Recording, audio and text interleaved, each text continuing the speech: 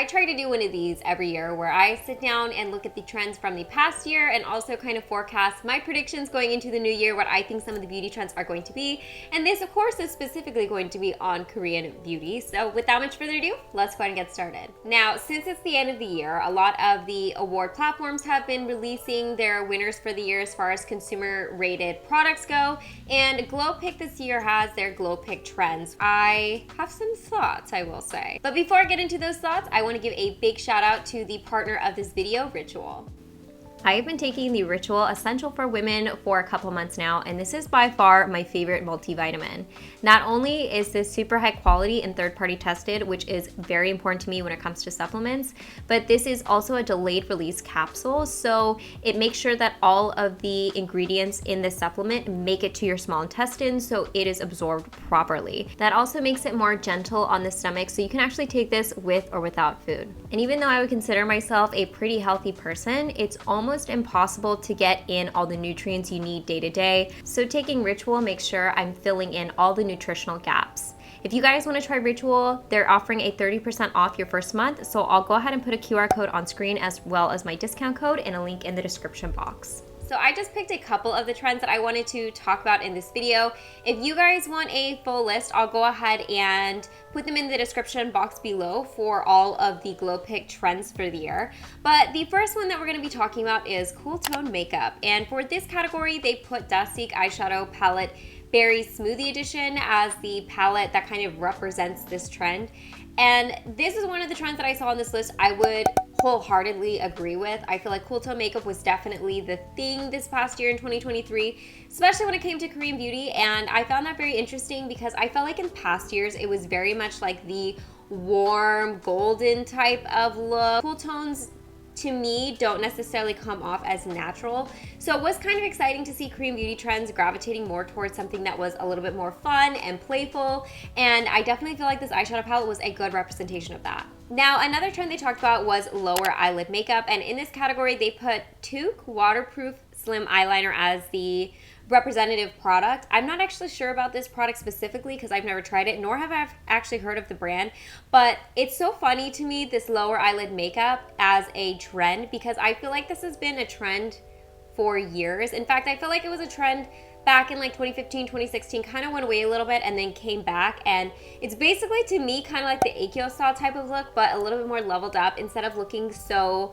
like baby fat under the eye, which is what the xoxo style was supposed to look like, this looks a little bit more kind of like glowier under the eye and a little bit more glistening, almost making the eye look and appear a bit bigger. So I just find this so funny because I think we all know that with trends, they kind of go through cycles, and with the cycles as of recently, it feels like they're going a lot quicker, so it feels like the cycling is happening a lot faster. So to be able to see a trend come full circle from like popular, not so popular to popular again, that's kind of wild to me. Another trend they have here is functional lip care, and for this they have the Glint Lip Serum.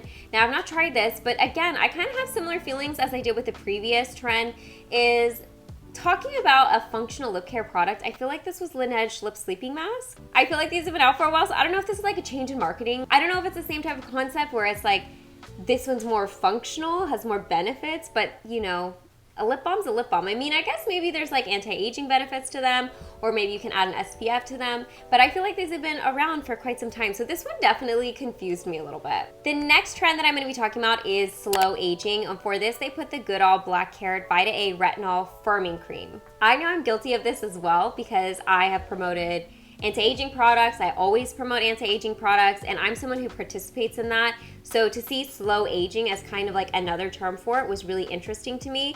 And it'll go into like one of my forecasting trends here in the second half of this video.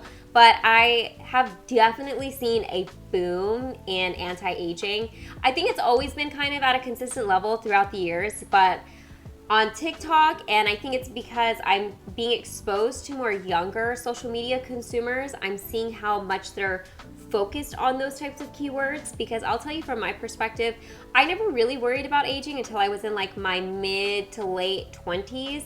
And while that's still very young, I admit, I'm starting to see a lot of anti-aging being discussed among like teenagers and high school aged kids. But I think it's just because, again, it's social media's effect on consumers, and there's not really any type of barriers as to like who's watching what type of videos. And so, yeah, I just find that interesting. Like I said, I'm definitely guilty of it because I talk about anti-aging products myself, and I definitely think that there's a time and place for it. But seeing really young people worry about these types of things was nothing that I experienced when I was their age. I don't know, it's just so interesting. Like, I don't think I like it, but I also get it at the same level. The last trend that I'm going to be discussing that's from GlowPick is the trend of hybrid retinols.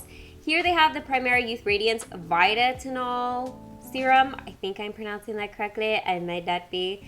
I actually have this sitting in my bathroom as one of the retinols I will be trying next. And I find this very interesting because I definitely think that retinol has been a very buzzed about product and word for the past couple of years. It's been around for obviously decades, and it's had its purpose in dermatology and just like skin treatments in general.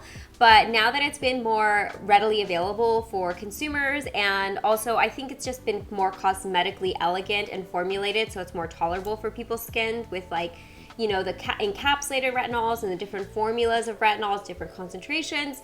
So to see this as like a hybrid retinol, I'm assuming what it's combined with is like vitamins and like other products. The one that I'm currently using is combined with like cica, so it's a bit more soothing on the skin and not so irritating. I think is like a very exciting trend as far as retinols go, because again, it's kind of that standard, a staple of skincare.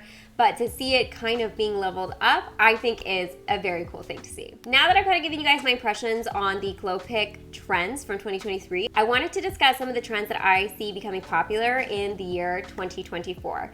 The first one being ultimate hybrids. Now, I feel like I have talked about the skincare makeup hybrids in the past, and I just think that they're getting better and better.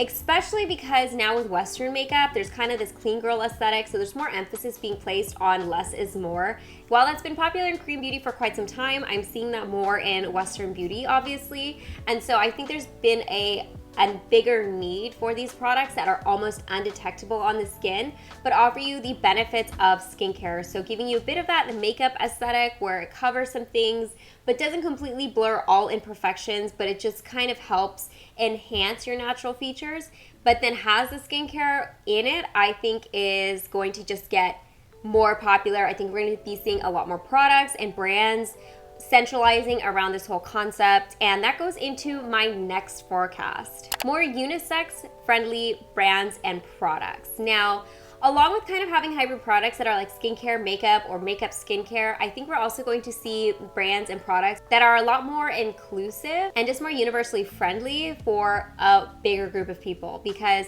obviously with social media, we're seeing a lot more demographics and genders using different types of makeup and skincare products. But I think what's the next bridge is just kind of eliminating that and just having a product or brand that's formulated for everyone. Now, I'm very aware that there are brands that already do this concept. They're just not marketed like this. For example, like xoxo, Real Barrier, Estura, like none of these give off that very like feminine girly vibe.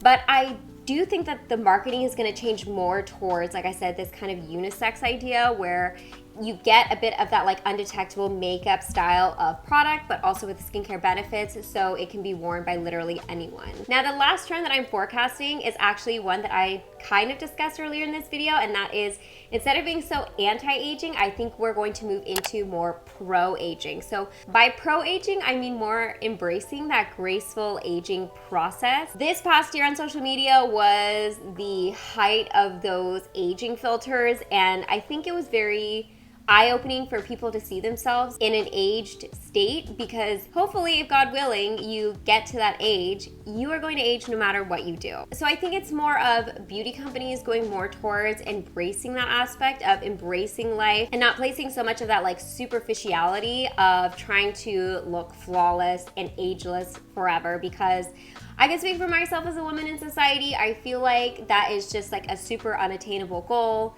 And while we would like to keep everything nice and tight, aging is something that's gonna happen, and to do it gracefully is kind of the ultimate goal now. I think this also comes along with consumers are kind of pushing back against societal expectations and opening up these conversations. I think, like I said earlier, the filters were kind of a good jumping point for people to have these conversations. But I think it's gonna move into like, you know, less fillers, less Botox, box, more embracing your natural features, natural aging, but also being kind of smart about it. So using your retinols, using your SPFs, using your exfoliators, and getting your chemical peels or whatever you're going to be doing, but without placing too much emphasis and stress on that, because that's kind of what it really does at the end of the day. It just stresses us all out. So anyways, guys, I hope you enjoyed this video of me talking about the GlowPick trends for 2023, as well as some of the trends that I'm excited and hopeful that I will see in 2024. And if you guys want to check out Ritual, again, I'll leave a discount code here on the screen so you guys can use that. Also in the description box, I'll place links